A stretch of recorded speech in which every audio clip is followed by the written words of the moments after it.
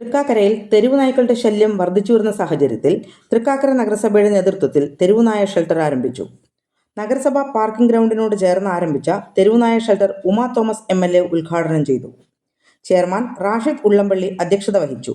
സ്ഥിരം സമിതി ചെയർമാൻമാരായ MS Anilkumar, PS Sujith, Tinu Gibson, TT Babu, MT ഓമന, പ്രതിപക്ഷ നേതാവ് CP സജിൽ, കൗൺസിലർമാരായ ഷാജി വാഴക്കാല, PM യൂനുസ്, PN പ്രശാന്ത്, അജുന ഹാഷിം, നിരൂപ ചിങ്ങംതറ തുടങ്ങിയവർ സംസാരിച്ചു. ആക്രമകാരികളായ തെരുവുനായ്ക്കളെ കണ്ടെത്തി പിടികൂടാൻ നായപിടുത്തക്കാരെ ചുമതലപ്പെടുത്തിയതായി ചെയർമാൻ റാഷിദ് ഉള്ളംപള്ളി പറഞ്ഞു. ഹെൽത്ത് ഇൻസ്പെക്ടർക്ക് ചുമതല നൽകിയതായും അദ്ദേഹം പറഞ്ഞു. ഷെൽട്ടർ വൃത്തിയാക്കുന്നതിനും ഭക്ഷണം നൽകുന്നതിനും 4 ജീവനക്കാരെ നിയോഗിച്ചിട്ടുണ്ട്.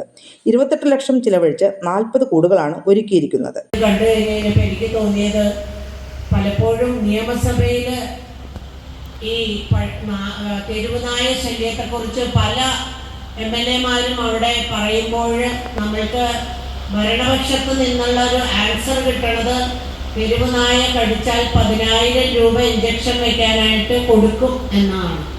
അല്ലാതെ നായയെ എന്ത് ചെയ്യും എന്നുള്ളത് ABC പദ്ധതിയെക്കുറിച്ചോ ഒന്നും അതിനെങ്ങനെ അഡ്രസ്സ് ചെയ്യണം എന്നുള്ളതിനെ പറ്റിയൊന്നും അത്ര സീരിയസ് ആയിട്ട് സംസാരിക്കാറില്ല.